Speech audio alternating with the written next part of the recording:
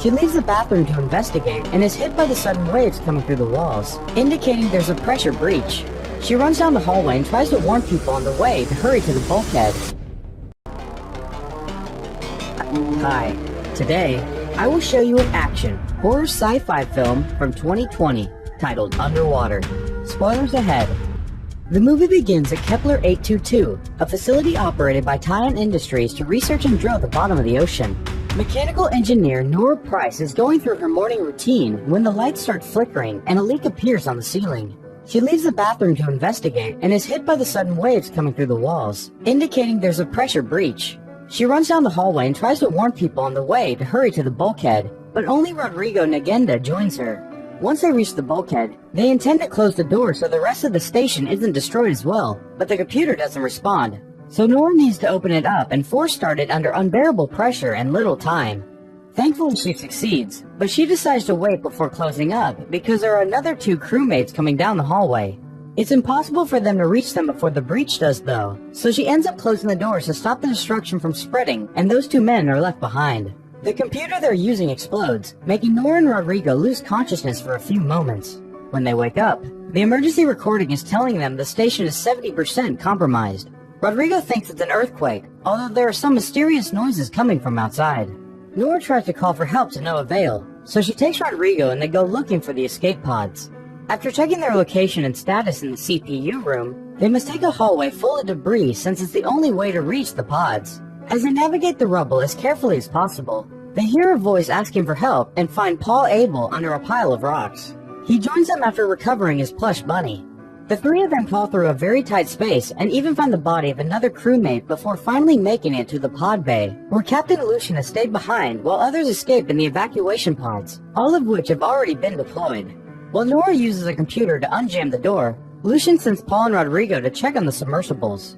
Once the room is opened, Lucian takes Nora inside to check her for injuries and sends her to the control room where the guys inform them the submersibles are a no-go. In the control room, Nora finds biologist Emily Haversham and engineer Liam Smith, who are in a relationship. As the other three men join them as well, Emily warned them that the energy accumulated in the station has nowhere to go and could cause a meltdown any minute now. Since they have no way to contact the surface, Lucian suggests they should move to a different facility, the Roebuck 641, which would require them to wear pressurized suits and walk 2 miles without knowing what could be waiting for them outside. But the crew doesn't like the idea. Liam plays a recording of the last transmission from the drill site, which sounds like the men were being attacked by the same mysterious noise Nora heard before. The temperature outside has also jumped 10 degrees, which doesn't make sense because water doesn't do that. Seeing as they have no other choice, they accept the plan to go to the Roebuck. The crew starts working on suiting up. Emily is nervous because she's never dived before, and nobody has ever walked outside for longer than a few minutes to fix a pipe. Paul makes sure to bring his plush bunny with him, and Rodrigo checks the last 2 helmets before handing one to Nora. Because of the noise he heard in the recording, Liam decides to grab a gun before leaving, and Paul copies that idea. Once everyone is suited up, they get on the elevator, and Liam warns them that the exterior hatch has been ripped to shreds, so everyone should hold on tight because the pressure will hit them hard. Cracks start appearing on Rodrigo's helmet and Nora notices it, so she tries to tell Liam to not open the door, but it's too late. The water hits them and Rodrigo's helmet implodes, killing him. There's no time to grieve though, they need to get going, so they jump into the cargo lift. Nora feels guilty because she's sure Rodrigo knew his helmet was broken and gave her the last good one on purpose, but Lucian tells her to get used to it. As the lift takes them down, they receive a distress signal from one of the pods. Thinking they may rescue other survivors, Lucian sends Paul and Liam to investigate.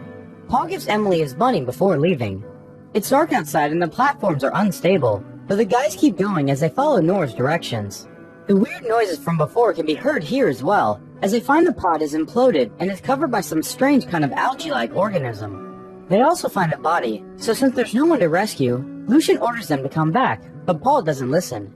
He's distracted by a weird liquefied shape on the back of the body, which suddenly moves and attacks him.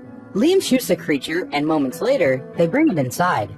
Emily examines it, noticing its talons and the mouth is used to feed on the body, but she can't find any eyes. She's explaining the possibilities of having found a new species when the elevator suddenly loses power and stops moving. The noises from before can be heard outside, and Paul realizes the creature they have is a baby, so he shuts the door tight. Nora manages to disengage the elevator, but for some reason, they still aren't moving. All of a sudden, An adult creature appears at the window right before the Kepler explodes. The elevator starts falling without control, and the crew hurries to put their helmets back on before they hit the sea floor. They barely make it out in time. Once outside, they need to keep moving fast, because the debris from the explosion is falling all around them. Liam is hit, but Lucian and Nora save him and help him reach the intermediate station, where they discover his oxygen scrubber is damaged. Nora forces the control panel open to call a mover, which they ride through an access tunnel while they hear the creatures following them from outside. Unfortunately, they're forced to stop the mover midway because the tunnel is flooded, so they continue on foot, only to find a moment later that more debris is blocking their way. Since she's the smallest one, Nora volunteers to dive in and find a new way out, and she does.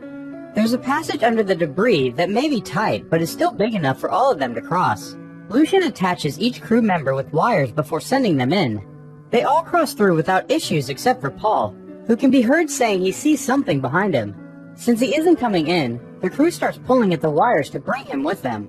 They manage to pull him through, but as soon as he takes off his helmet, his wires start being pulled from the other side. Paul gives them his rabbit before putting his helmet back on, and the crew tries their hardest to keep a hold of him, but it's too late. A creature rips him right out of the suit and kills him.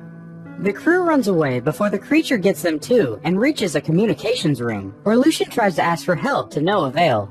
Liam sees the drill through the window and wonders how it could have been destroyed like that when it weighs 6,000 tons. Emily replies this is their fault for digging too deep into the bottom of the ocean, and now she's taking back. She reaches the conclusion that nobody should be down there, and Nora agrees. Lucian notices the window is starting to crack and points out they can't stay in there any longer, but they're worried about Liam because his suit won't be able to make it. He tells them to go without him because he'll only be dead weight, but the others refuse to leave him behind and agree to help him walk. The four of them go to cross the ocean floor, and not much time passes before a creature appears swimming around them. They turn the suit's lights off, but it isn't of much help. The creature reappears and captures Liam, taking him to a cave. Since they can still see his foot by the entrance, Lucian enters the cave and finds him alive, so he starts pulling him out. After leaving Liam with the girls, Lucian goes back into the cave to retrieve the gun, but the creature finds him and pulls him deeper inside, dragging Nora in as well because she's hooked to him through the wires. Nora lands on a floating platform, and Lucian hangs tangled at the edge of it, so she intends to help him, but the creature shows up and comes closer to put its mouth on her helmet. Lucian jumps on the creature to push it away, so the creature drags him with it as it descends deeper into the water. The pressure will kill them both soon, so Lucian sacrifices himself and unlocks his suit from Nora's, so she floats away before he implodes. Nora loses consciousness for a few seconds, and when she wakes up, she discovers her suit is failing. After being startled by an octopus, she runs away and finds a door that allows her to enter the abandoned Shepherd station. After crying over the loss of her captain and changing into dry clothes, she checks out the place. Trying to send Emily a message doesn't work, but she finds a map of the drilling site in Lucian's old locker. Determined to survive, she puts on a different suit she finds around and grabs a flare gun before going out to the ocean floor again to try to reach the Roebuck as they originally planned.